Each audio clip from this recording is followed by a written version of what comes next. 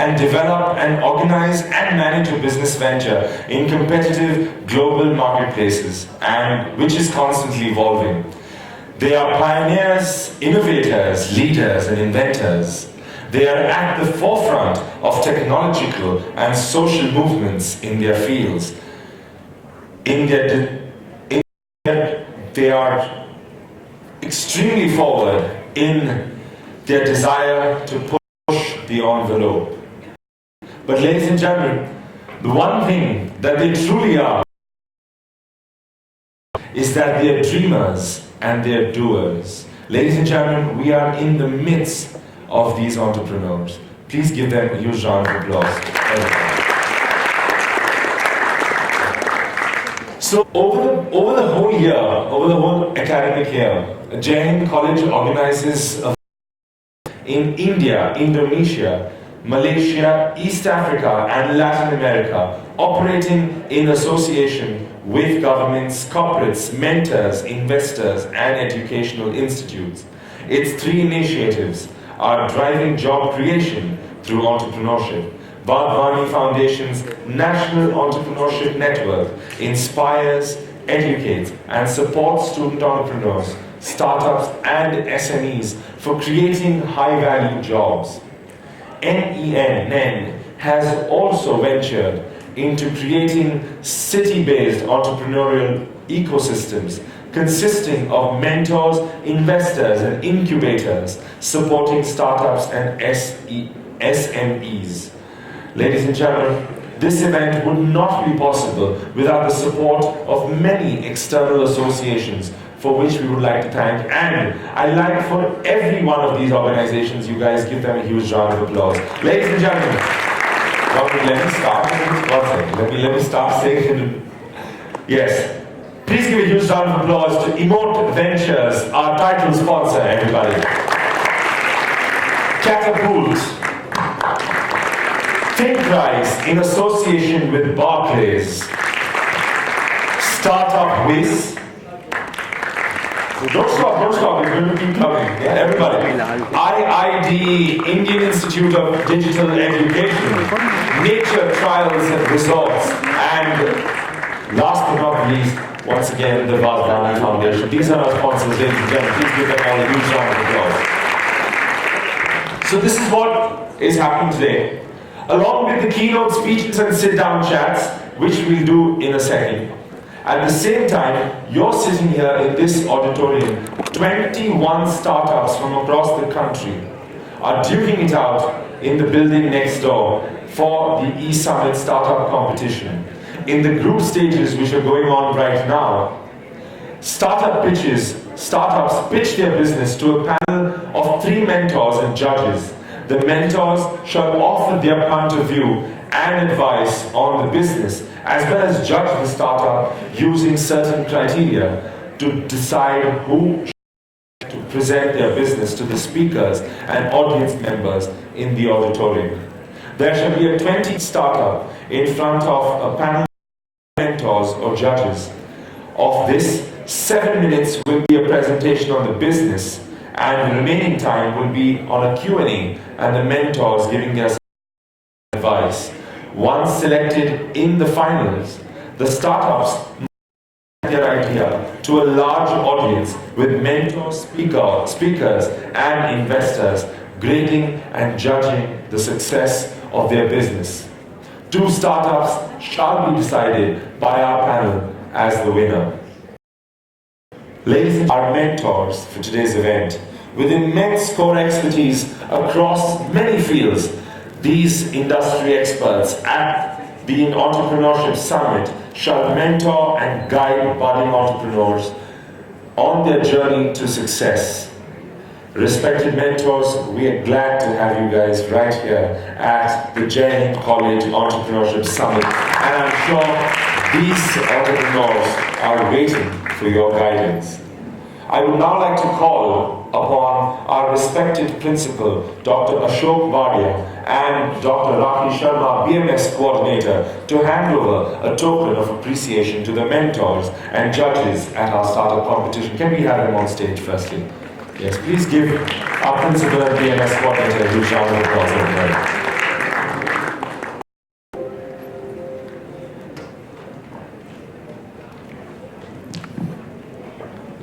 Please give him a huge. Yeah. We start. It's nice to see all of you here. Good morning to all of you. And especially, we have got the stalwarts of those business people which are sitting in front of me. Mr. Dandekar, Mr. Shah, and when we consider about this, I'm so glad to see that these are the who started their business. They've reached that height, and along with that, many of these entrepreneurs, we are talking about the young ones, and among the young ones, we also have our own Hind guide sitting here in front of me, the old guy.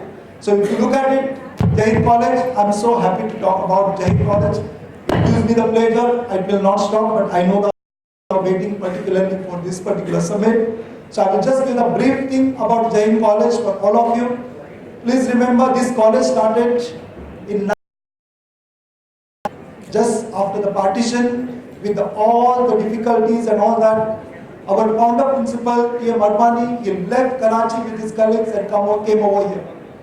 That was a hard time. People will not realize because people have forgotten about the independence struggle, where the India really got separated from Hindustan and became India and Pakistan. But what people have not realized is that how the people suffered during that particular process, and this is how our founder principal came here.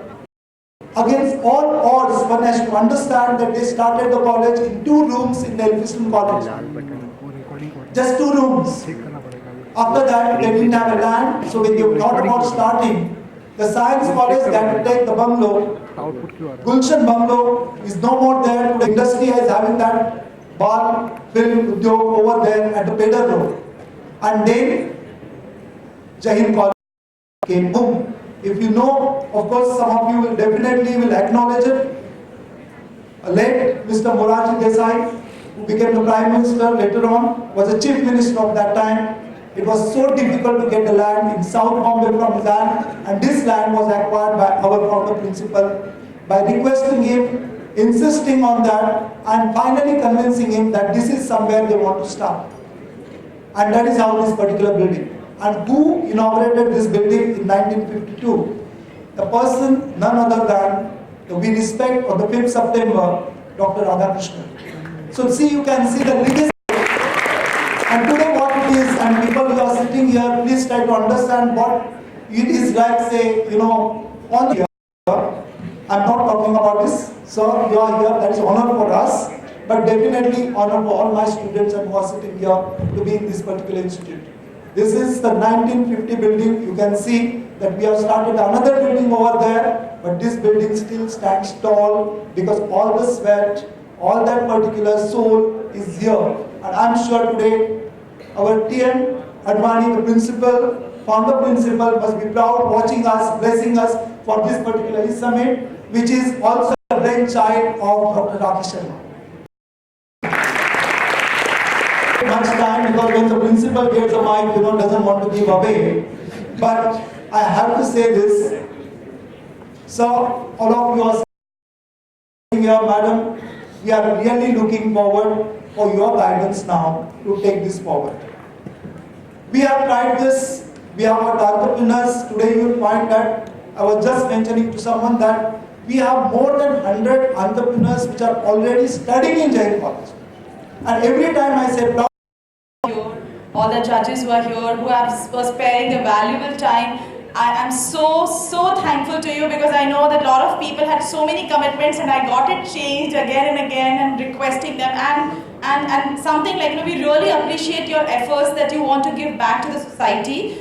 Hind College is trying to create that kind of an ecosystem where we promote holistic education. We have Entrepreneurship Summit happening on the day where we have a carnival Talash. So we have so many, we do TED Talks, we do Enactors, we work for the community, and we are very happy to have you associated with Hind College. We look forward for your continued support and heartiest thanks to all of you for being here.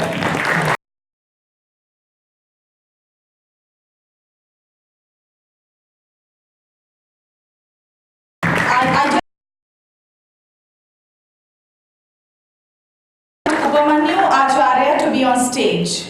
Can I have, where is Upamanyu? Oh.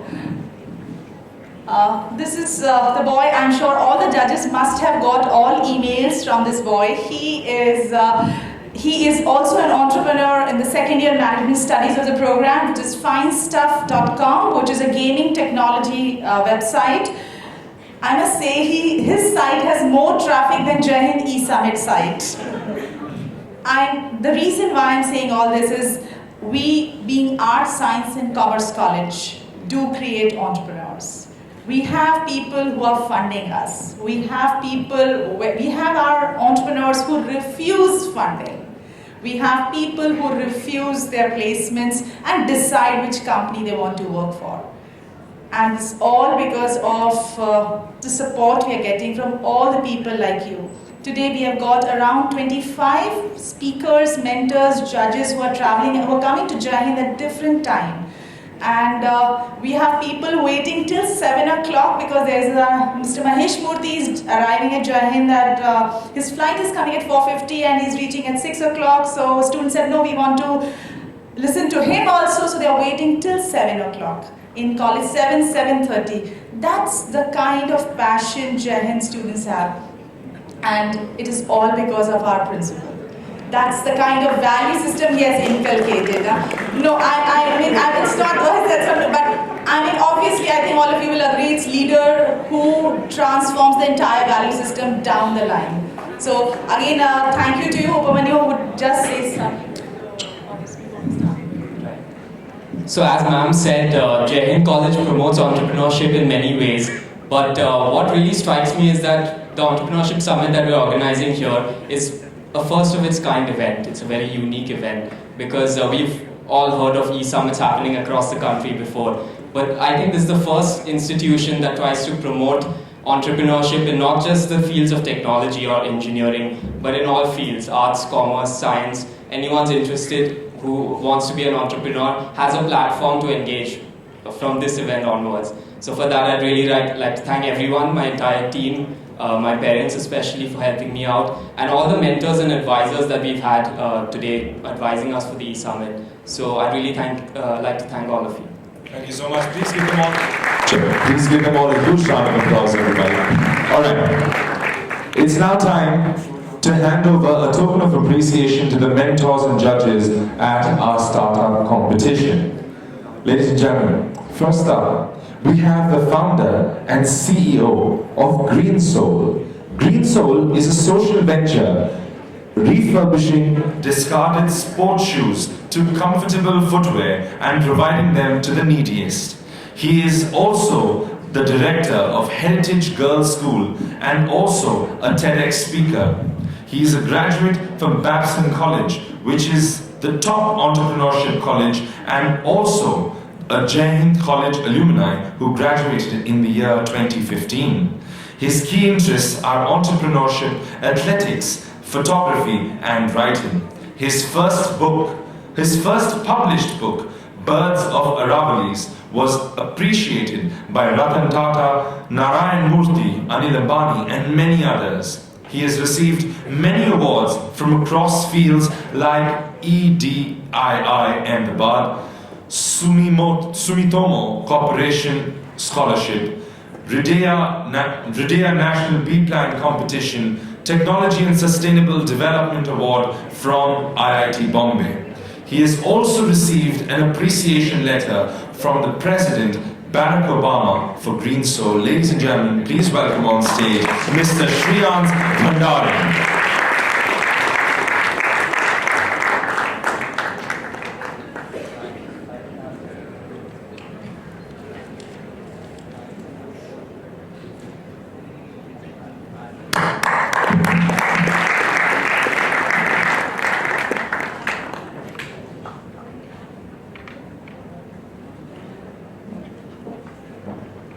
Yes, please give a huge round of applause. I must say, Shreyans is recently associated with, he started Heritage Residential School in Udaipur, which is doing pretty well. I personally have visited that school.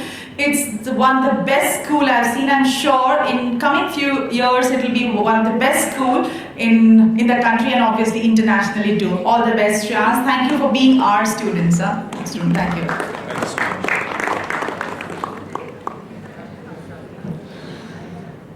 Next, we have the founder and CEO of Nature Trails. His inclinations towards adventure and exhilarating activities have led him to start Nature Trails.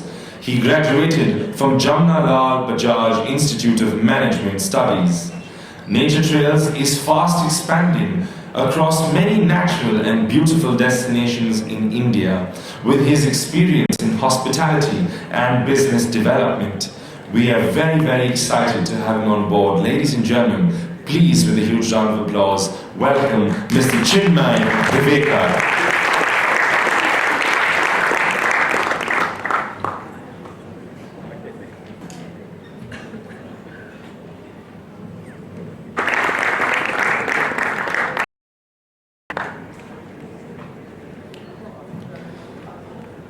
Next, we have someone who's worked for nearly a decade for leading organizations in pivotal roles. He has spent 6 years at ITC, one of India's leading CG companies, to eminent global management consultant with oil rooms and he is helping expand the business in India and also providing leadership across various organizational initiatives. He is using this time to observe and to reflect how managerial capabilities need to adapt in nimble, rapidly growing and non-hierarchical environments. Please welcome on stage Mr. Sriram Godbole. Next, we have, with over 25 years of experience in legal and financial services, the Managing Director and Head of Legal at Barclays, bring a unique expertise to young entrepreneurs present today. Having given numerous talks about problems companies face in the world of legal, his valuable expertise is sure to help the startups and young entrepreneurs. Please welcome on stage, ladies and gentlemen, Mr. Mohit Shukla.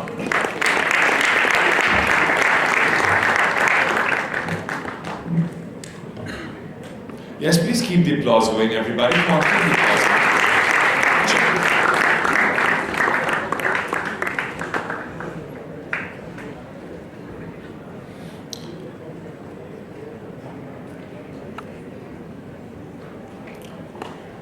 Next, we have the Associate VP of Brand Capital of the Times Group. The initiative of Brand Capital, called Incubator Capital, focused on early stage startup investing and also driving investments in e-businesses. He is a graduate of Delhi University and has also completed his postgraduate in business management marketing. He has worked with various startup organizations like Zone Startups, Weekend Ventures, Let's Venture, and many others. He has worked at various roles in different companies like Loyalty One, Radio Mirchi, Times Group, Reliance Retail, and the Freightman Group. Ladies and gentlemen, please welcome on stage Mr. Sachin Tabra.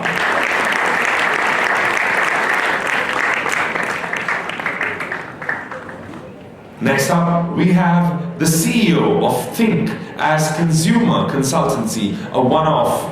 Ladies and gentlemen, a multi-industry experience in FMCG, retail, telecom, insurance, health and wellness. His experience in building a big brand from scratch, Reliance Digital, from a relatively unknown brand into a market leader in a span of 2 years. Ladies and gentlemen, his in-depth knowledge of media, retail and marketing will be so instrumental. Please welcome on stage Devashish Banerjee.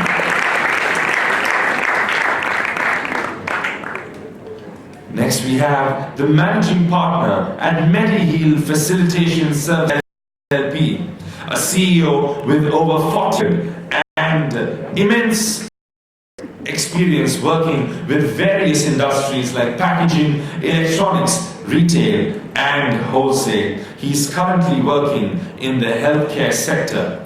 He is a graduate. I think we can put some more energy into that, ladies and gentlemen. Huge round of applause. Itself, when the startup competition finals takes place in the auditorium. Please give our mentors a huge round of applause once again. All right. Thank you so much, sir. Startups also have to move to the respective class.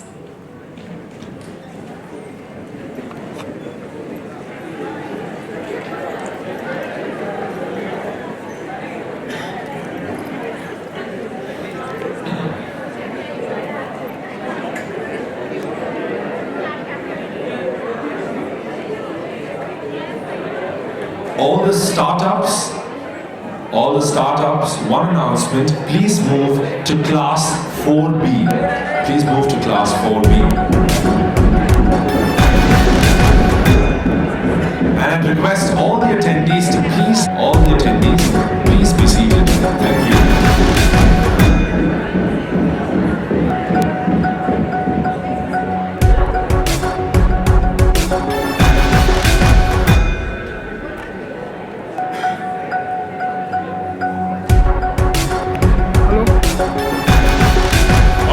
Ladies and gentlemen, we shall now begin with the keynote speeches and sit-down chats by calling upon the beginnings of business and entrepreneurship from across the country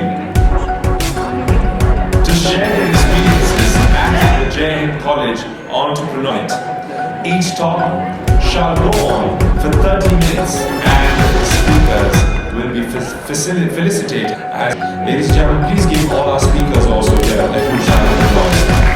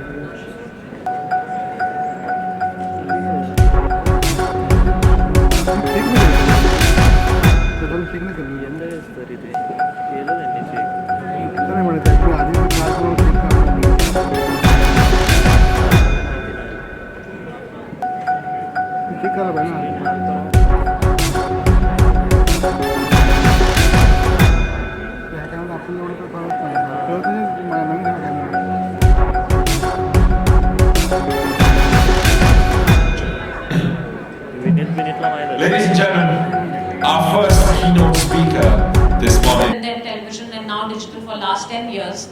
There's something else that I have been very keenly doing along with my job, like a leisure activity, but it's not. Traveling is my passion, and I've traveled to almost 60 countries independently just to satisfy my curiosity. You know, you see these nice pictures, you read about lots of things in your history class, in your geography class, and you just want to see how does that place look, what exactly happens over there. I have now been conducting traveling workshops for 4 years in the country to tell young and old people on how traveling lifestyle. Everybody wants to travel, everybody wants to see the world, but what stops them?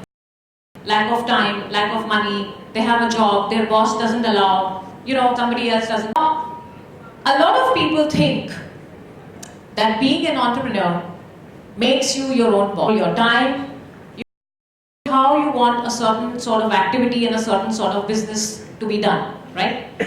And I think that that itself is in past times when I was studying, for example, it was almost a given that, we will pass out of, we will sit of exams, either medicine or engineering or one of those exams, and then spend all our lives shifting from and then the whole cycle repeats, right? And entrepreneurship kind of a setup breaks that mold. Because now sun has been set, you don't have to follow a path which has been mandated. By this in itself is a great reason for being an entrepreneur. I can also tell you some of the wrong reasons for being an entrepreneur. Some of the wrong reasons for being an entrepreneur, number one, because everyone's doing it. It sounds cool. You, as an astute business person, do a little bit of need gap analysis in the market. Is your idea something that is really required by the market? If that is so, the money will come, right? And I'm sure you guys will be spending a lot of time in the day to make sure how that money can come in. But there are some ideas which you feel very, very passionately about. And not all such ideas require a need gap analysis and they don't require a SWOT analysis. You just feel very strongly about it. In fact, if you try to do a marketing analysis of it, it might not come across as something very profitable. For example, working for the destitute girls in Bombay, right? Is there a financial benefit to it? Maybe not. Does that mean that there will be a lot of money in a social venture like that? Maybe not.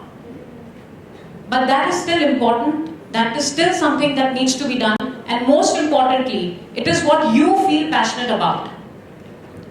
And that should be one prime reason for you to venture into a social venture or a business venture or whatever it is that you want to do which nobody else is doing, and you want to create your own niche and you want to be an entrepreneur, right? Not all entrepreneurship is about an innovative idea which gets funding and you become a $1 billion boy or a girl overnight. The third wrong reason for being an entrepreneur is exactly this, in trying to get rich overnight. Because you know, there is no such thing. There is no such getting rich overnight. You know, it's all painted by media. Fourth and the last wrong reason for becoming an entrepreneur is because you're not getting a job. Right? Now, I'm not saying that it's a bad thing. Amitabh Bachchan became such a big superstar because he didn't get a job with All India Radio. Right? So it's not necessarily a bad thing, but this should not be your plan B. This should not be your stopgap arrangement. That I'm trying to look for a job because a monthly check comes in, so obviously it's the safety net. But till the time I find a job, I'll become an entrepreneur. These are some of the common reasons that I come across when I talk to a lot of young people in various workshops and various events like this that I go to. The most important driving factor is your passion. You really have to feel for the idea that you bring forward. And if that passion is there, I think that's what defines your enterprise, that's what defines you, that's what defines your entrepreneurial skills. Right? I just want to bring a few points as you guys go forward in your journey as an entrepreneur, start new ventures, become bosses of many other people, become the kind of industry leaders that will now set the course of the future that the country and the world will see. I just want to leave you guys with a few points to keep in mind. First of all, look beyond yourself. Our society is becoming highly individualistic. Whatever one wants to do, one wants to be in the center of that entire thing and create stuff for oneself, right? And this is a result of many years of the kind of social conditioning that we have had. But we have reached a point where we now need to look beyond oneself. Think of the society, think of other people around us, think of our planet, think of our environment. So whatever ideas that you have in your mind, which you want to now grow as an entrepreneur, don't just think of what impact will it have for you. Sure enough, it can make you a managing director of a big corporation. Sure enough, it can bring you a lot of fame. Sure enough, it can bring you a lot of money. But please see, what is it that it's bringing to everything around you, to all the people around you, to the planet around you, to this earth that supports us. It's extremely important in today's time. That sensitivity is very important. Secondly, when you work on your ventures, when you work on your ideas, there are a few things that should be inbuilt into it, right? And it should be so inbuilt that every idea that you have, everything that you do, every small little decision that you take for your company should be built on that foundation. And I see a lot of girls in the audience here. One of those very, very key foundations is equality. In every single thing that you do. If you're a man or if you're a woman, making sure that there is gender equality, making sure that there is a race equality, making sure that all segments of society is being taken care of, is something which should be so inbuilt in every single decision that you make, and you will be making hundreds of decisions on a daily basis. It should become the foundation of your thought process. Don't have any biases towards anyone, and don't let anyone's bias towards you stop you. Right?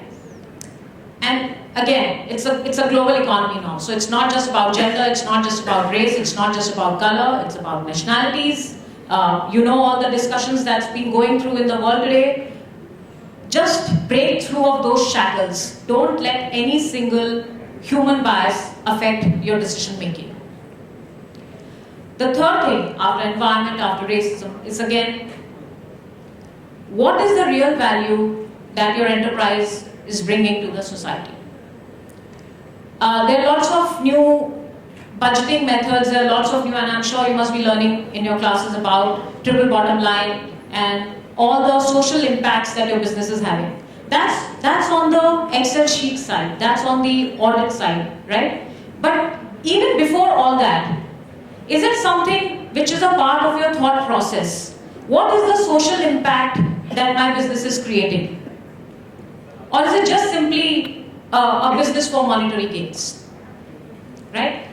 So these kind of thoughts is something that you need to build on the base of your business ideas.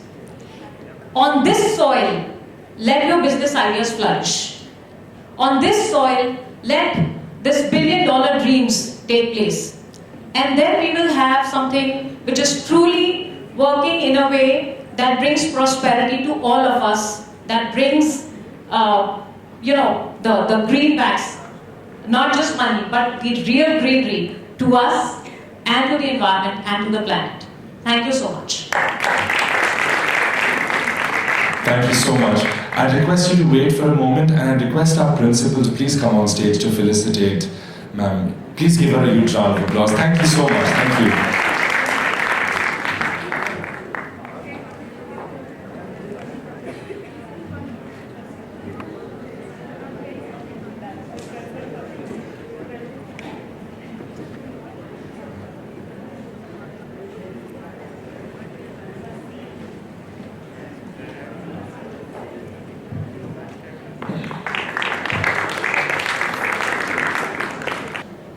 Really, he introducing encourage to the farmer in the country to encourage the milk production in the country. But before that, this 1992, before I started this business is monopolized by cooperatives and semi-government and government. And in 1992, there is a de-license policy declared by our government, and this venture or this sector is open for the all. Before that, I'm in a cattle feed industry, cattle feed trading to this farmer or supply to these cooperative people. But earlier what I mentioned is thanks to Dr. Kurian, because he innovated the milk production before the 82 or 1980s.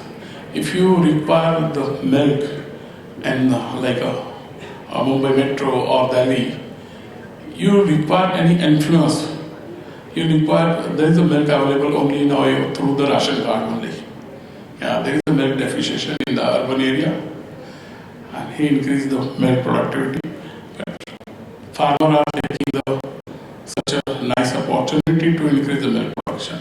So what made you, what got you interested into this business?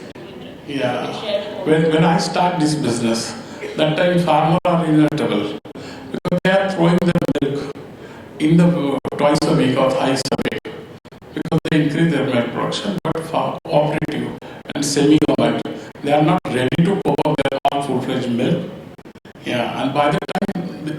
small city, there's a milk availability is so low. And I find out there is a problem for the farmer.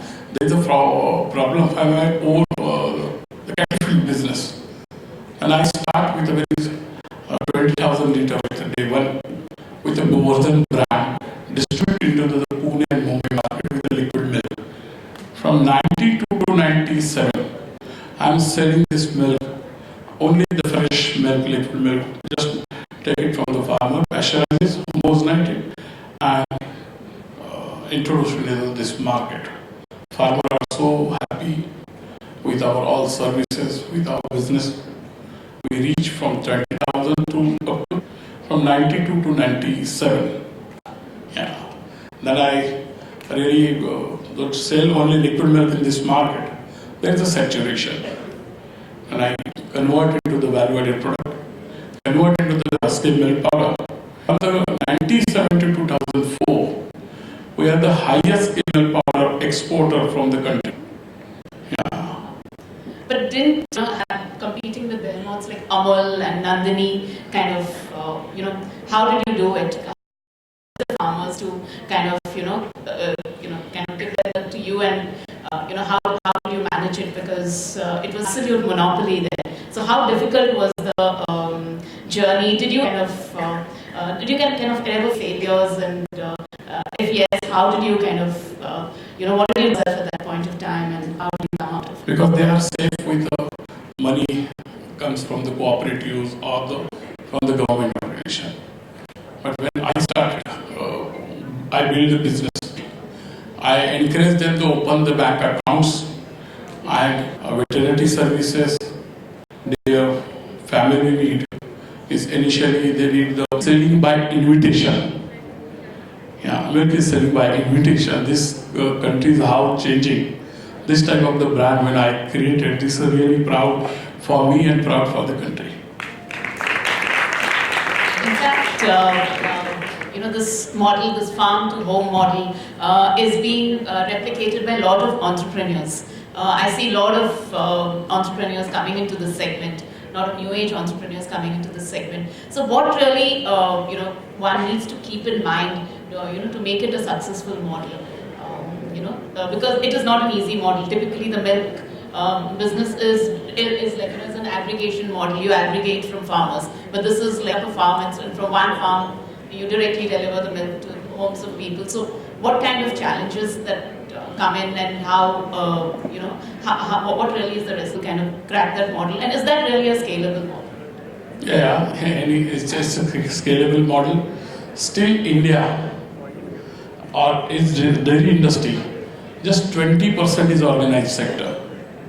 Even the brand leader Amul, they cover just 3% of the market share in the dairy industry. Of all, 20% is organized market, 80% is a huge unorganized market. Yeah, there is a huge opportunity in the dairy business. Who wants this type of develop this type of business? It's absolutely there is a challenges is there. Like be it cheese, be it yogurts, and that segment, there's a huge opportunity there. So what do they do rightly? What do they need to do rightly to get into the segment and actually make a successful business? Yeah. Each segment, business environment is changes, and in coming 10-15 years, basically our food habits is rapidly changing. Yeah, people go by science only now. What to be eat and what to be not eaten, and consumer wants to the hygiene packed food, and they are converting very highly into the packaged food or in a branded food. Yeah, absolutely. People are basically for the India type of country, vegetarian country, even non-vegetarian also. They're finding the protein, and the protein is the more source in the dairy, in the milk only. And accordingly to the new entrepreneurs, they develop their career into the dairy sectors. There is and this business really from grass to glass. Yeah, you find any innovation from last 4-5 years, and from 1 year from all our e-commerce business going to be very high. This type of in each business, each segment, technology changing and moving very highly. This is the digital world also. This is the future of the country, and we are really. This is a golden period for the world, for the India. We are so young, and next 40 years, our average age is 28 to 32 years. That's a really golden period for the young people in the country itself. So we have this hall full of aspiring entrepreneurs. So would you advise them to enter the dairy industry? Absolutely. I mentioned earlier also, today itself this business is just 20% is organized. 80% there is a gap. Parat or Go or any A or B, they are not ready to fulfill this all market. We need for this type of the country at least 5,000 Devendra Shah to serve to the consumers into the country itself. Thank you so much. Very much. Pleasure talking to you. Please give a huge round of applause. Sir, I request you to stay. We have a small little token of our gratitude for you coming here. Please give me a huge round of applause. Ladies and gentlemen, Mr. Devendra Shah.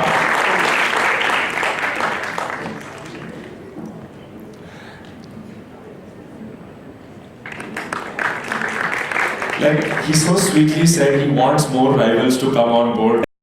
Anyway, Ajita, so we have another huge round of applause also, everybody. We are so thankful to you.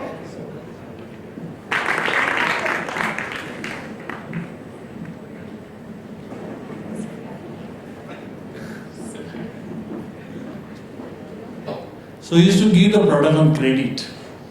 Keep it, and if you are able to sell it, I will collect the money. So this was the struggle, and even when, now I'll briefly tell you the history of Camlin, though it is known to everybody.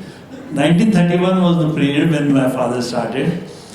It was Mahatma Gandhi started around 40, the Swadeshi movement, burn all foreign product, but that didn't have real impact to some extent. It was only emotional. I joined Camlin in 1958. It was after independence, but even that time, it was a controlled economy. So there was not much change when my father started relations. So I observed him all along, and he never taught me anything, but he allowed me to observe. So I think it is Guru Shishya Parampara, what we call. It was the best form, and I, the young entrepreneurs, to consider that teacher is important, but observing the teacher, he allowed me to do that. He never said, what are you doing, why you are saying, when he used to have meetings with the advertising agency, when he used to have meeting with the salespeople, he allowed me to stay. So that's how I learned. I hope I answered it. Yes, of course. So how difficult or how different is the role of an entrepreneur today than what it was in those days? Is it more difficult now? Was it more difficult then? No, as you said, the grass is greener on the other side. Yes. So every period is difficult. You have to change. What is entrepreneur? Entrepreneur has to change with the time. Yes. Entrepreneur should see what is going to happen in future. I will give an example. When the earthquake takes place, we have modern gadgets. Who understands first? The animal. Yes. Animal is the first who gets disturbed. So entrepreneur should be such who should think of future, who should think of problems in future, and should not remain static. I always used to say, when just give you one example, when automobile industry did not change for a long time. I used to go abroad for traveling. I visited Singapore. So when I became the chairman of SICOM, a lot of people, Kolhapur was foundry industry. And I went to meet those to whom we had given loans. So they all came to me saying that, sir, give us extension to pay, extension to repay. We are now, Maruti has come, and now we are not able to sell. So my question to them was, how many times you have gone to Singapore? on a holiday. Yeah, we almost go twice, once in a year, for shopping. I say, you never saw cars, and you should know what changes are taking place in the world and anticipate that those changes are going to take place here. So you said that when you entered your family business, the idea was to disrupt.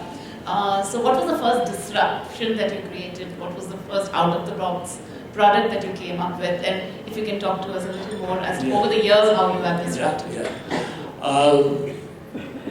As I said, I went to, when I joined business in '58, I decided to do something new, something which is imported, import substitution. So since my father was in ink business, the first product which I thought, the ink which is used by architects, designers, engineering students, because that was closer to ink.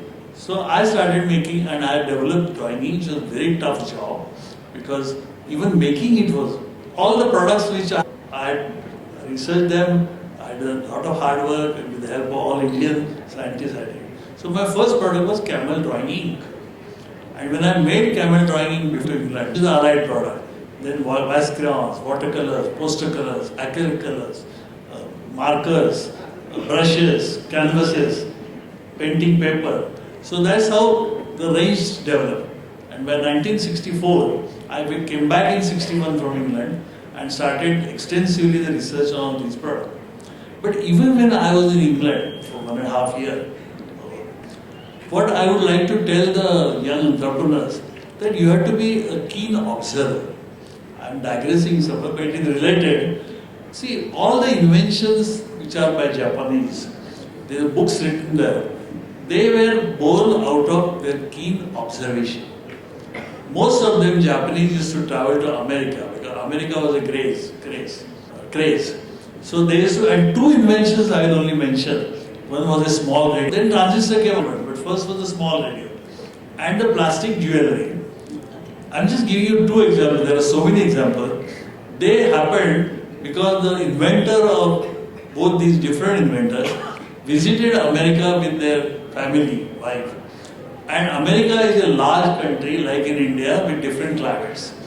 So while he was enjoying his holiday with the family, he was observing, because he was already an entrepreneur. So he observed that America used to have a big houses. In Japan, land is scarce. So naturally the houses are very small.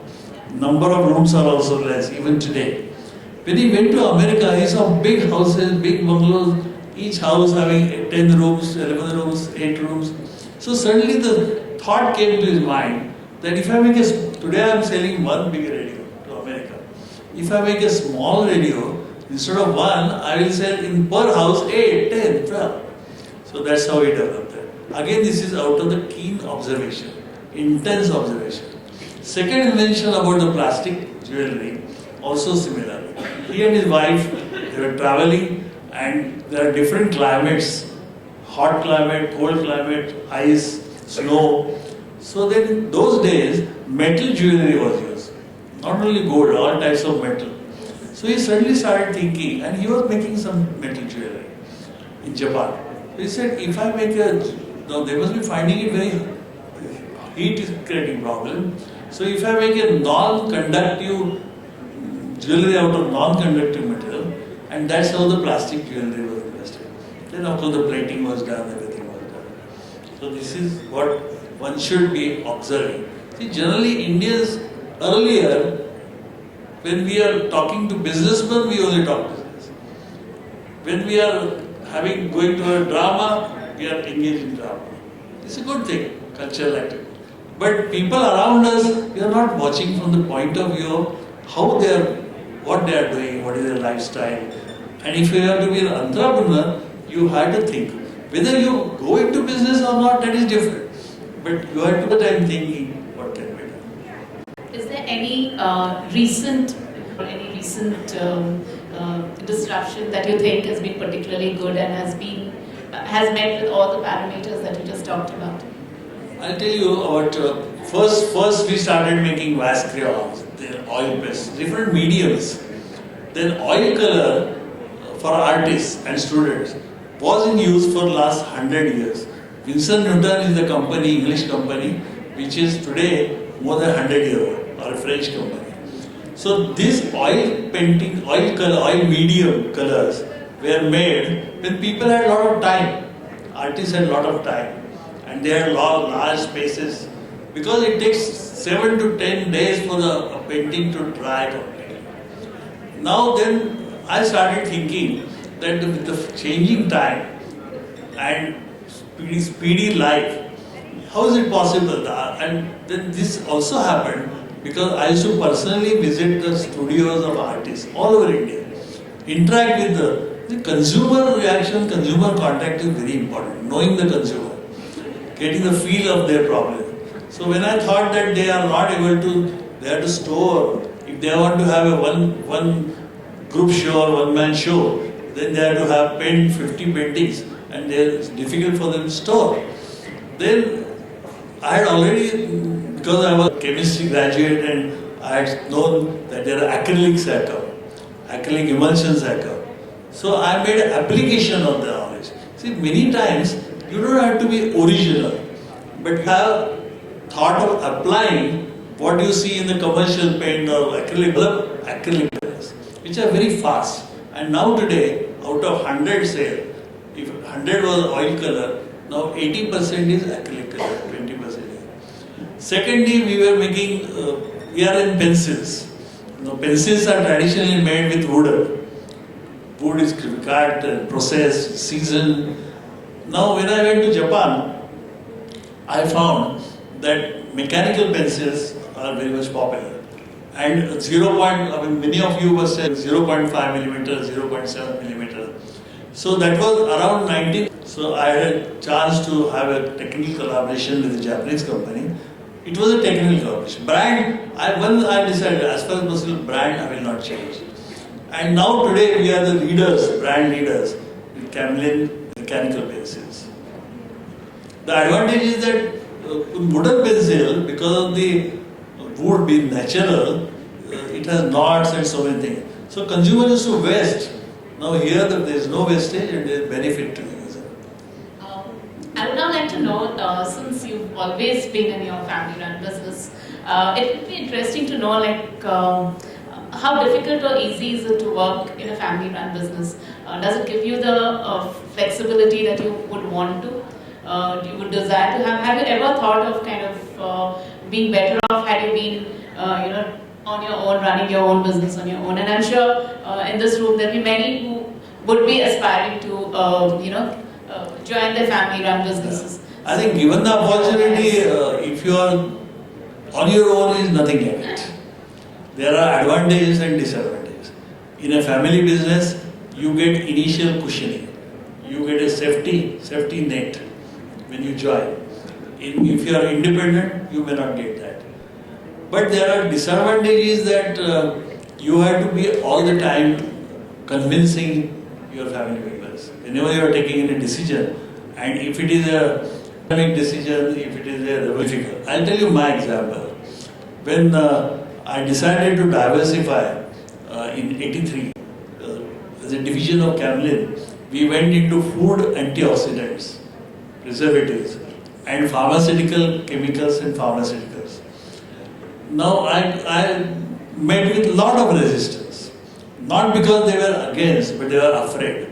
Generally, as was explained initially, what is entrepreneur? Entrepreneur is a creator, but entrepreneur has to take a risk. Now, here the resistance or opposition from the family member may come and comes many times. You have an idea, you are a visionary, you have got capacity to turn idea into business into profit, but the other person, family member, may not have the same vision, may not be able to. So there you face the problem. And sometimes you cannot do things, or you have to pursue, you have to have tenacity, you have to have all the time convincing power. You may succeed or you may not succeed. How did you handle such situations? I'm sure it will be inspiring for Yes. I was in a business where we have not partners, because ours was always limited company. We are equal shareholders. 10% each. I had a lot of problems, but I'll tell you one thing. My belief is that you should not give up. And if you have a bright idea, and if you have studied it very scientifically, one thing I can tell you, if I had to analyze the reason for my success, I would put 4 things. There are 4 T's in life: talent, technology, team, and training. So you should combine all the 4 T's all the time in any business. Talent is, and then you should have vision, ideas.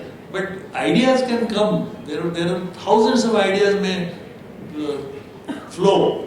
But what is the leader? Leader is the person who transforms idea into an economic model, workable model, and turns it into business and wealth. There is a lot of confusion about profit and wealth, or productivity and production. I would say, just as a little guidance to all those who are here, there is a lot of difference between profit and wealth. And there is nothing wrong in profit if it is earned in the right manner with good values.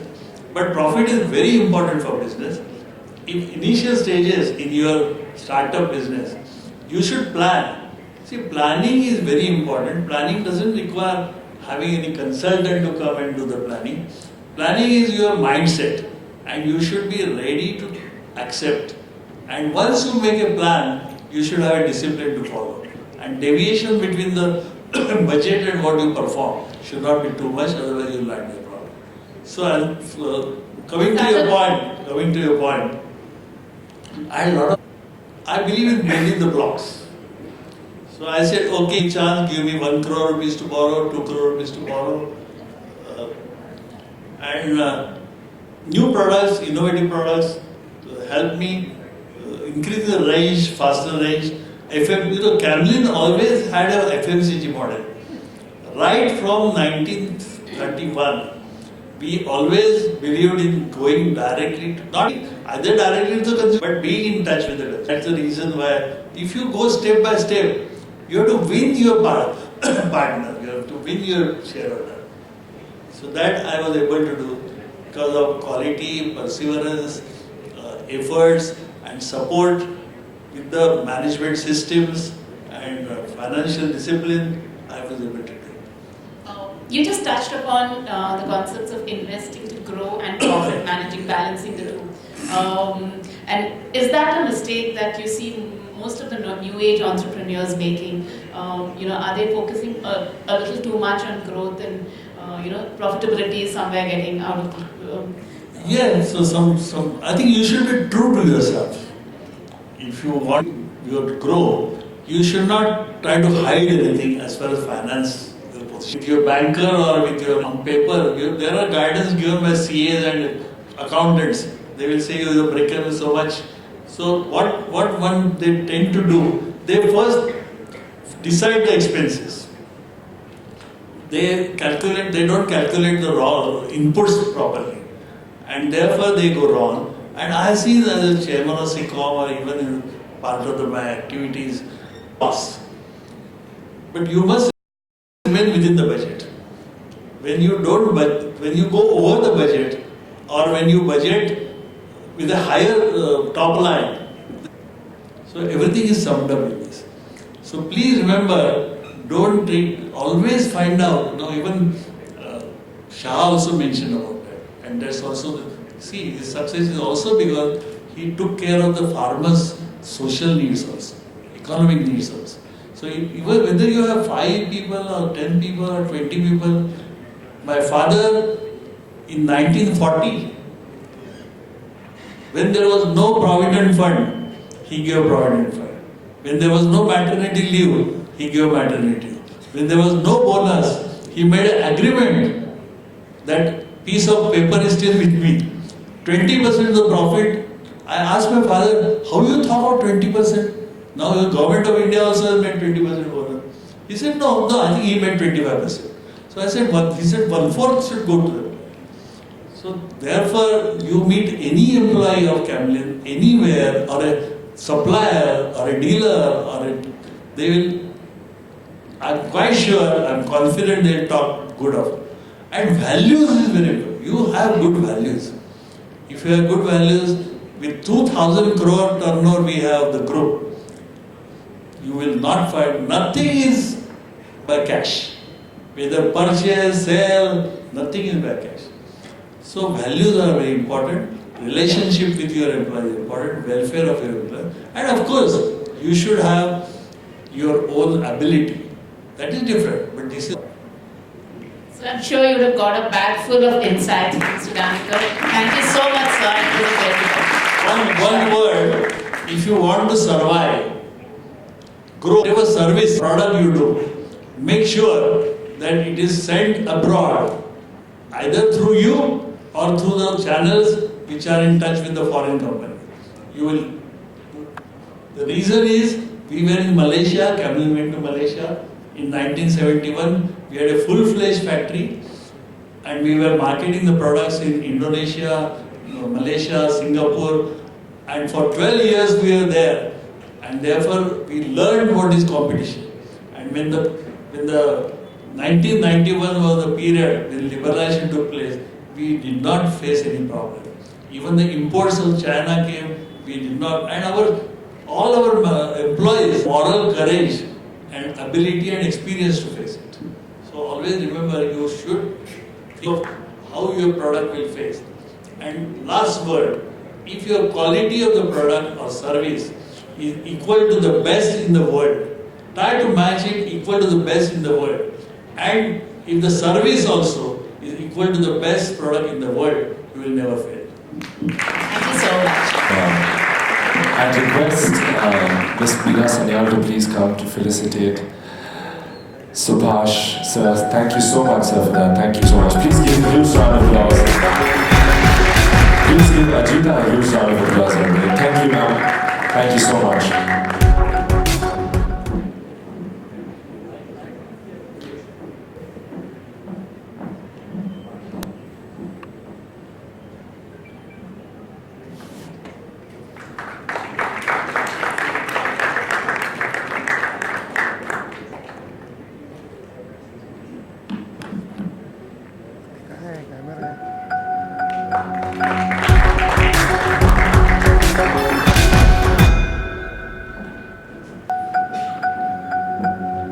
Thank you so much. Thank you.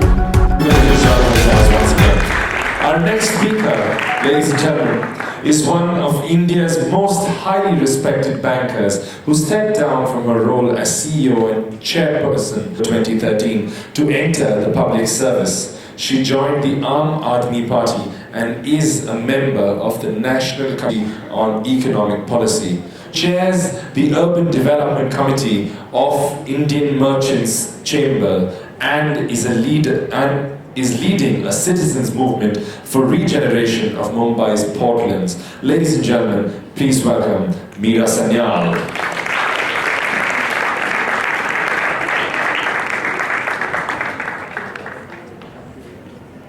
Dr. Wadia, Professor Sharma, Professor Hasina, Mr. Dandekar, ladies and gentlemen.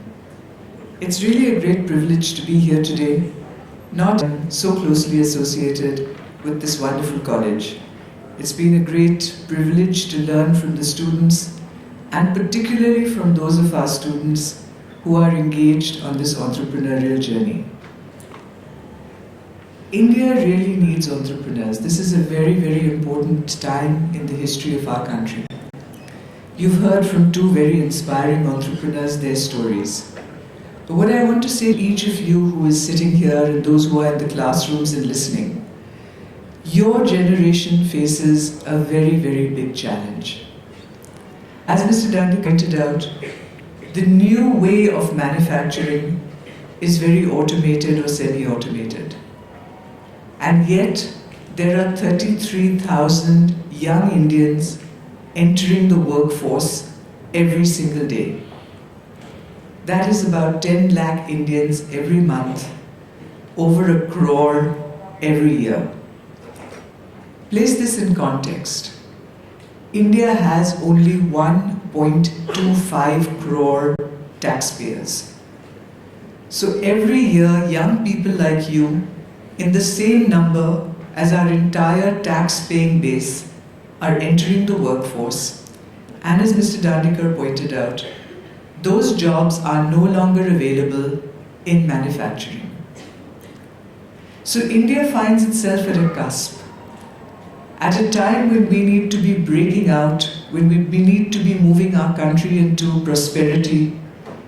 We need to do what Japan did after the war, what America did after the Great Depression, that massive transformation, what China has done over the last 30 years.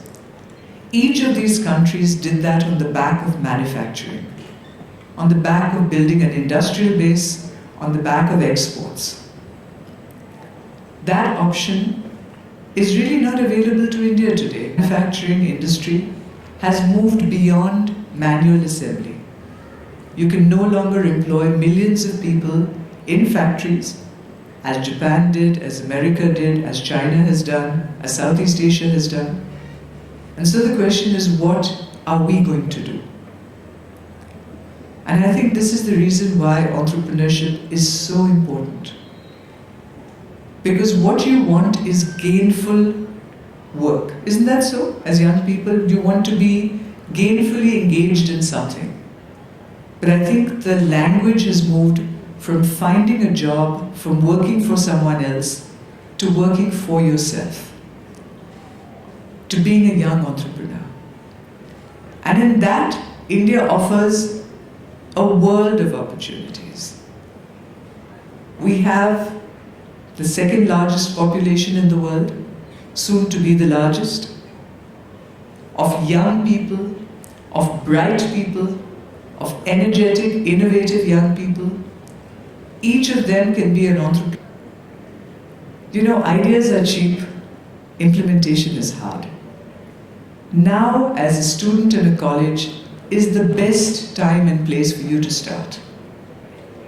Do these things, spot the opportunity, find something that you're passionate about, listen to what the customer is saying, build a team, and start. It doesn't matter what it is, but it's really worthwhile to taking that step.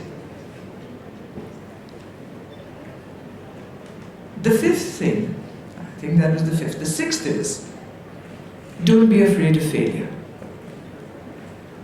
Because failure is not final. As you may know, many of you may know, I have failed several times. I stepped down from my job and stood for elections in South Bombay as a Lok Sabha candidate. The first time as an independent, I failed. But I really enjoyed that experience. I learned a lot. And I said, well, actually, I like this so much, I'm going to do it again.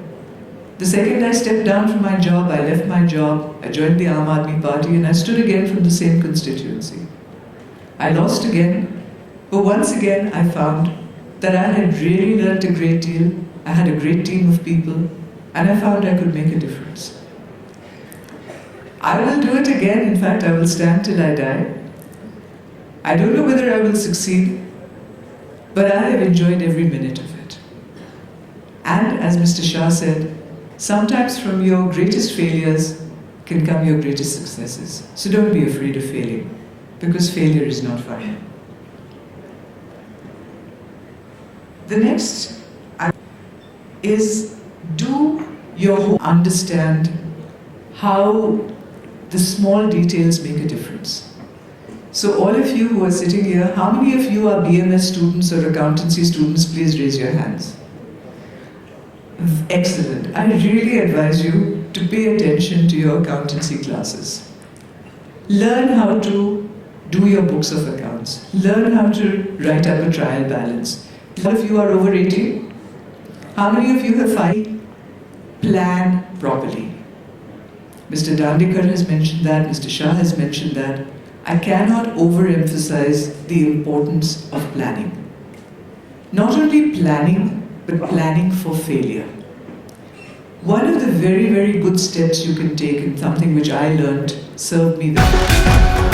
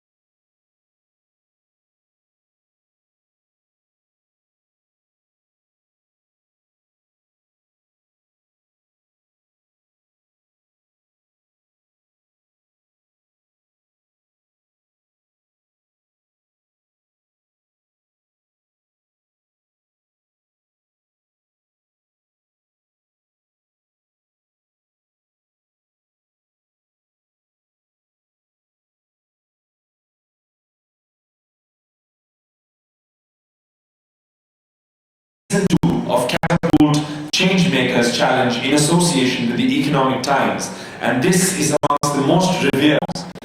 These startups would fund its startup community with desk space and mentor. Taking out the time. Our next judge is the CEO and director of Medica Bazaar, a comprehensive B2B for hospital and medical institution supplies, and B2C for home health, medical devices and aids. It's a medical platform. The Biz Portal is pioneering in the segment and caters to the procurement and supply chain efficiency needs of medical institutions. He has a deep understanding of the Indian market and its. The first is the introduction, of course. The showcase and the features and what my firm does. The inspiration to why I started off the firm and what problems I encountered. The solution to those problems and essentially the business model. The future direction of the firm and a rough timeline of what I see the firm to be in the next 3 to 5 years. And we'll work towards the conclusion then. Thank you.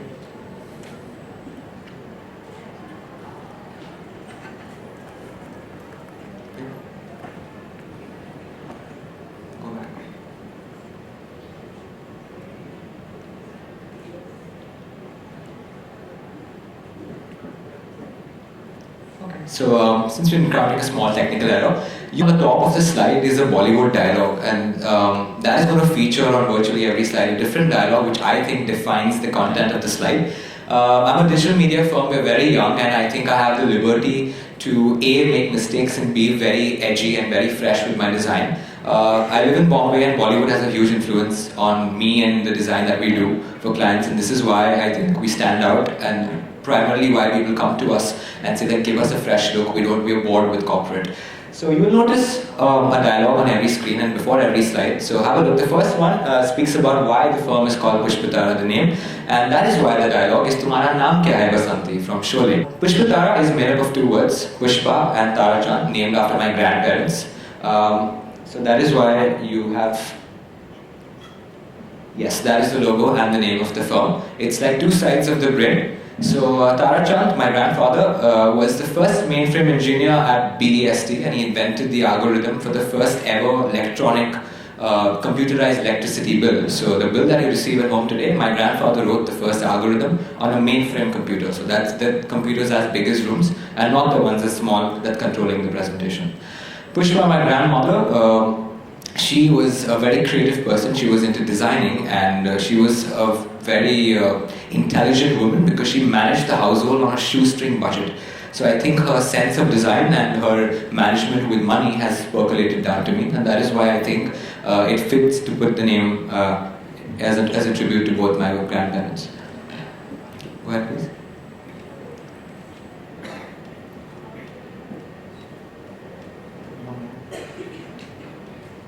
Could we restart the presentation since the slides don't run on time? Back.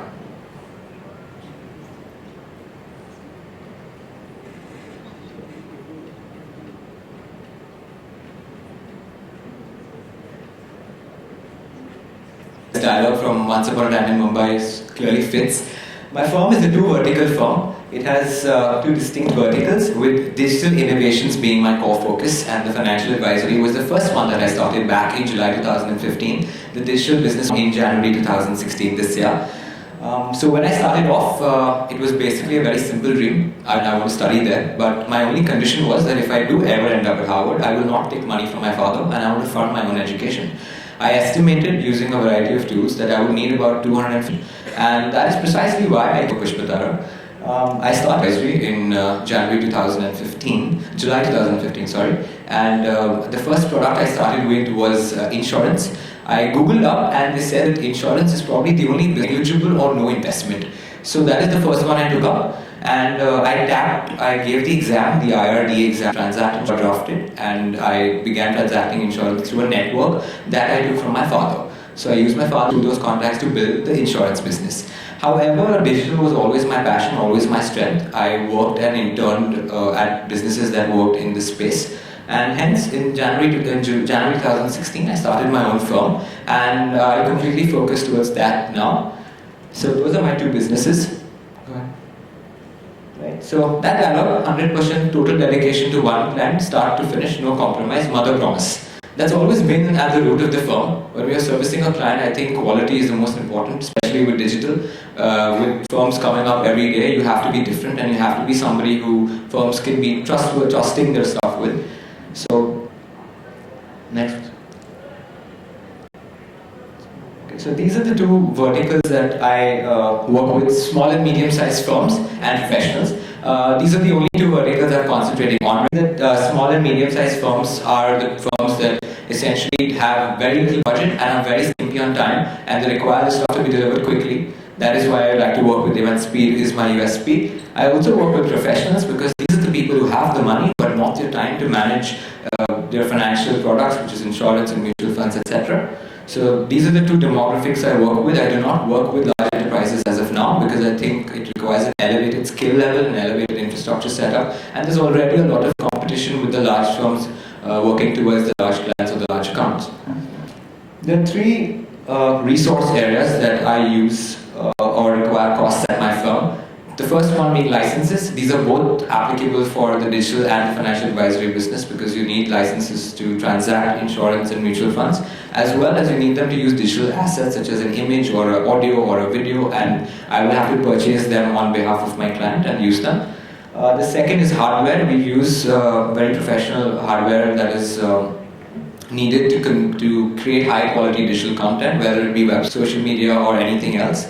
The third one is software. I primarily work on the Adobe Creative Suite, which is Photoshop, Illustrator and InDesign. I also web design work with me. So the software is supposed to be bought by the firm, and this is one very high expense cost that we incur.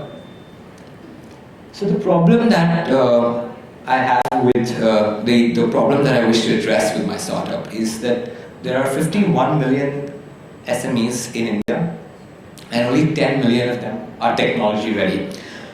I see that there's a large pool of these SMEs who do not have a digital footprint yet. They don't have a website, they don't have social media presence, and it's basically that they're unaware about these things, and they need setup to happen quickly and at a very affordable cost, because since they're not really convinced of the idea of getting online, they're not willing to spend on these assets.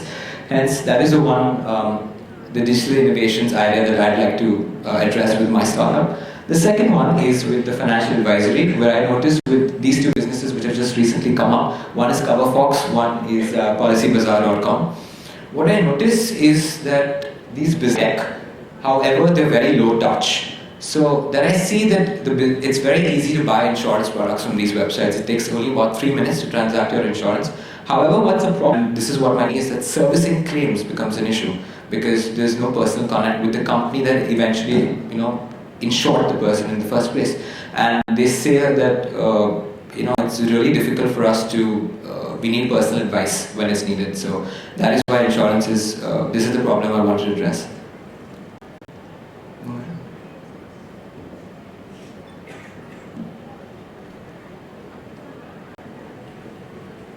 Right, so that's my revenue on screen. I'm really sorry about the slides. The first year when I started up 2015, the pre-tax revenue was 2.75 lakh rupees with 3.6 lakhs of revenue billing and 2.75 lakh rupees of pre-tax profit.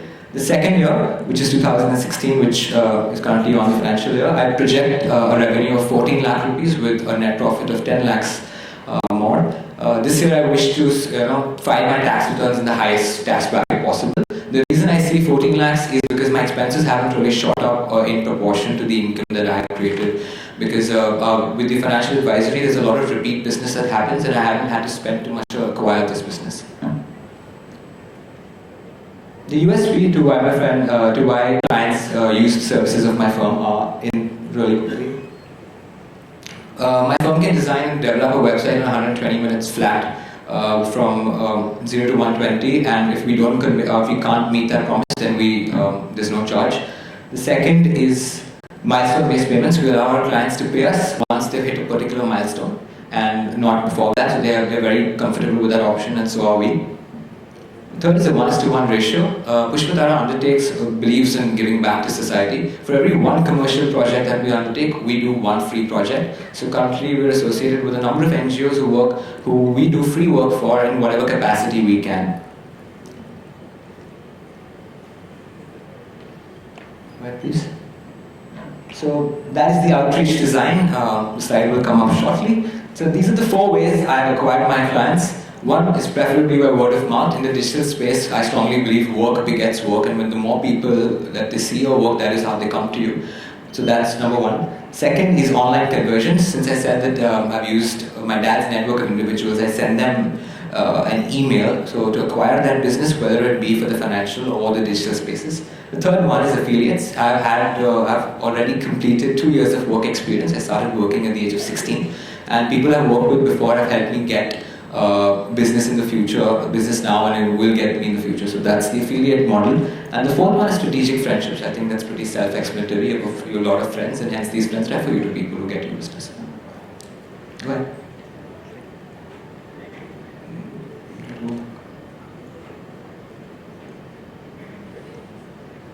Yeah. No, not that one. Go ahead. Yeah.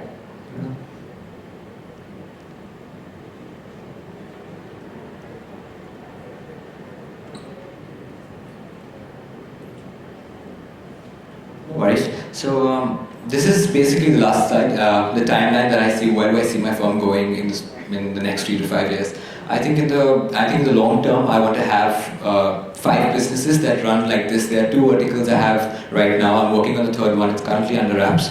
The 5 businesses will have expert teams appointed for them, and these teams will work in order to make sure that these businesses run successfully, of course, autonomously, and I will be the person who will be monitoring all of them, because I think when you give somebody autonomy and the freedom to make their decisions, that is when they make their best decision, not under pressure. And in the short term, I think that I'm going to use the digital power of my firm, because that is the core business or the core function, to maybe digitalize the financial advisory bit of it, because there's a lot of manual work that happens. A lot of things don't get delivered on time because this business is not very digital, still done on email and paper. Hence, I think that is what I want to do, a marriage of these 2 verticals, probably in the upcoming future when I have enough of resources available. Currently, we do not, and we're running a very... view if proximity was your priority, or this would be the product view, which again brings in that e-commerce element where you see all the different black dresses that they are. In the actual app, they won't all be identical. So anything that you have put into your inventory system while uploading your products, any description, cotton, summer, party, if anyone is looking for any of these words, it'll direct them to these products and eventually to that shop. A little bit about marketing. We have 3 ways of going about it. The first is local. Flea markets, designer exhibitions, the people who attend these are the ones who would want to use Barca. They're the ones who want to explore new things, find these niche kind of places. And Barca is basically that. Another local way is through the shops themselves. If someone enters the shop not through Barca, they would be advised by the shopkeepers to get Barca so that they could keep track of what is happening in their shop and what products they have at any time. The second is social media. Apart from creating our own social media, identity, we're also going to be connected through the shops themselves. Again, for the same reason, because through Barca, you can in real time know what the shop has, doesn't have. Do they have any sales beyond just the few specific things they put on Instagram? And finally, we have tourists. Most fashion apps are just pitched as just that. It's clothes, it's fashion. But most of the tourists coming to Mumbai come here to shop. However, whether it's through their concierge desk or friends, they're always recommended to that one street in Kolaba or to go to a fab in your Kalaniketan. And all of these other small shops stay untouched. What Barca is going to do is try to pitch itself as an exploratory app, a way to discover the city through shopping. And now to the revenue model. All right, now that we've got an idea of how it works more or less, how are we going to make money with it? Basically, we've got a 3-layered system of which subscriptions form the base. That's the base system for our revenue. And and the slide after that. We charge a certain rate, monthly rate of 3,000 rupees per shop per month, depending on the size, of course. The smaller, less, larger, more. We assume, for the sake of our model, that we can get up to 20,000 shops by the end of financial year 5, which then results, next slide, in those numbers for the next 5 years as a guideline for our subscription. And next slide. The next one is advertisement. So as Shalak already mentioned, we've got a lot of space on our app that we actually want to monetize, right? We've got the home screen with categories, we've got sales categories, we've got other categories, and we've got certain search results and certain spaces on the search screen. All that we try to market. Normally fashion retailers, small fashion, around 10%, 11% of their revenue on marketing and advertisement. We assume for our model that this is more close to 5 in financial year 1, but we think potential for it to rise to 7%. With Barker, we try to capture 20% of that market of those shops that are on our board. So these 20,000 shops, those shops we want to capture 20% of their marketing expenditure. And the final part of our revenue stream, and next slide please, is the analytics part. Actually quite an interesting part, because our analytics will be combining both product as well as customer analytics. Most shopping analytics competitors in that regard will provide either the one or the other, but very rarely both of them. It's also the part of the revenue stream that is the most independent from the shops that are actually on our platform. We will not send it or sell it or make money with the platform, but also with others. Say a company wants to enter the Indian market, wants to get an idea for the customer, wants to get an idea for the product, we will have them sorted. We also believe that bulk analytics and analytics in general will play an important role in the next years to actually organize that retail space. We believe that 1% of the aforementioned outgrowth, that means the growth that the organized sector will be growing faster than the unorganized, will be due to analytics. And again, similar to advertisements, we want to capture 20% of that market by 2021, financial year 5, which is also in the following numbers, as you can see here. So all in all, accumulated, you can see the basic, the subscription, the advertisement in the middle, and the analytics on top of it. We believe that with such a layered revenue system, we have the flexibility to react whenever it's necessary. It might be that the subscriptions are not working as we planned, advertisement might not working as planned, or might work better than planned, and analytics might actually be more interesting or less interesting. So we have the possibility to adjust that depending on how the business is going. That's why we've got it in that way. So where are we at this moment? The current state of Barker is basically we are beta testing it with 10 shops in and around Bandra and Jew. They're kind of getting a hang of it. We're trying to get an idea where to improve, what to add, what to remove, how the system actually works when it is in action. After that, we plan to really redesign our inventory system to suit those needs, what we discovered, what needs to be changed, a few things that we already discovered, and hope to bring it out in February and make actually revenue with it and make some money with it. Additionally, the app will actually go live in February as well. All right, so that's all from us, folks. That's Barker.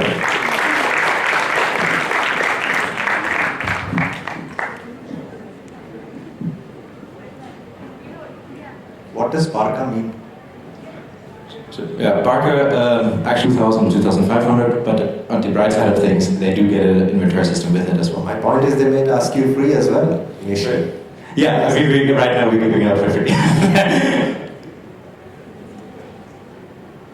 No, I think the only thing that encouraged me was the fact that they had traction with at least 10 people right now in terms of what they are actually giving them into the inventory, and then leading to, the self-disclosure, if you will, amongst competitors, which is a very interesting piece. So, have paid the subscription to you, or there's just No. not yet paid? No. It's just the traction. Exactly. They are basically our guinea pigs. Okay. My only question is, the subscription of 3,000 rupees you say per shop, is it related to shop or is it related to the inventory they are going to advertise? Or put it on the inventory. Now, some may have 1,000 inventory, some may have 200. So how do you do the pricing? Right now it is straight, 3,000. So later I think we will do it on the size of the shop.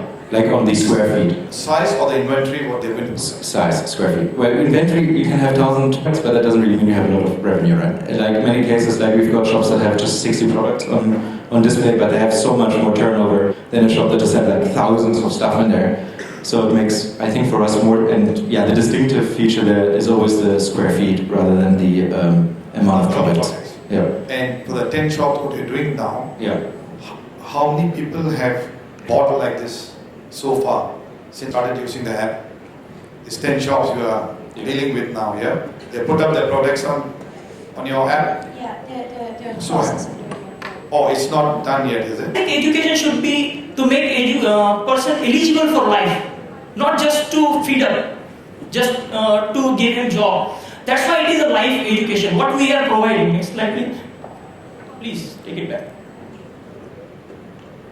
Next. Next, please. Actually, the problem is that in rural areas, still the focus is on after 12th, they are going to medical or engineering. Or during graduation, they see that by giving MPSC and UPSC, their main focus is on these two things. And for these coachings, they have to come to the cities. And they charge. In city, we know that this coaching charge just too much. It is like 2 lakh. Or we are providing this to directly to the rural colleges. We have talked near about 86 colleges are ready to work with us. And we are providing it in 3,000 rupees actually. 3,000. What they said is 6,000 because many of the colleges saying means we call them samstha chalaks in Marathi, that is a word. They ask what we are getting from it. They don't think that students are getting something, no. So we said, okay, we are providing it in 250 rupees per month per student. You take 250 rupees per student per year, that is 6,000 rupees. So 3,000 rupees it is to Life Education Institute and 3,000 rupees to the respective colleges. And we are providing it. And we can make it that affordable, going to the 86 colleges and that to taluka level colleges, not even the district colleges. Because major don't have students. They have admissions, but for these coachings, those all taluka students have to move to the cities, and there they have to pay nearly 1 lakh, 2 lakh fees. And if they are getting this higher education, that too quality education, because our team is at this moment they all are teaching in Mumbai, Delhi, or in Pune. Majority of them are teaching in Pune. Having this platform I have developed, and I am going to give each of them, each of my teachers 1% share in. We are going to give quality education. Mainly our focus was 12th, after 12th medical engineering entrance coaching, and during graduation from BA to BSc to become students, all they go for MPSc or UPSc. After graduation they are coming to Pune, spending too much of money, and the main I started, I saw that after graduation when these people come to the city area, they have to spend their majority of the saving of their parents, and they come with some dreams. There are only 100 to 200 posts, and the number of exam people who are giving the exam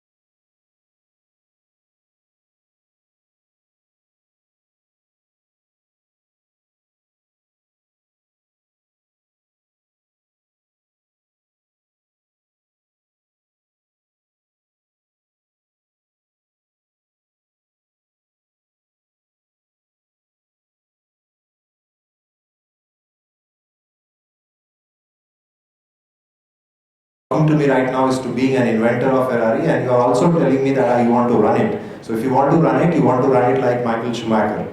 You can't be an inventor and running it like a... I've been investigating.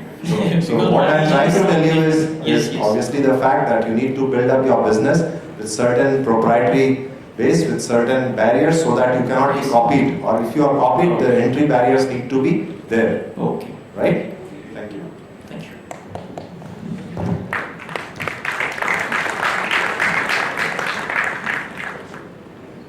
We have 3 startups left, so before wasting any more time, we're going to be moving on to the next one. I'd like to welcome Harsh Lora to the stage. He's representing Muft Wi-Fi. A little about the company. It's a Wi-Fi advertising software that enables free Wi-Fi hotspots in cafes and restaurants, and it's sponsored by advertisers. Users get access to free unlimited Wi-Fi for an hour after viewing an ad banner. I personally have been using this at the bagel shop in Bandra, and I'm really impressed with the speed and the connectivity. So you don't need a license basically if you provide free Wi-Fi as a service. It's not about license, it's about, others stopping you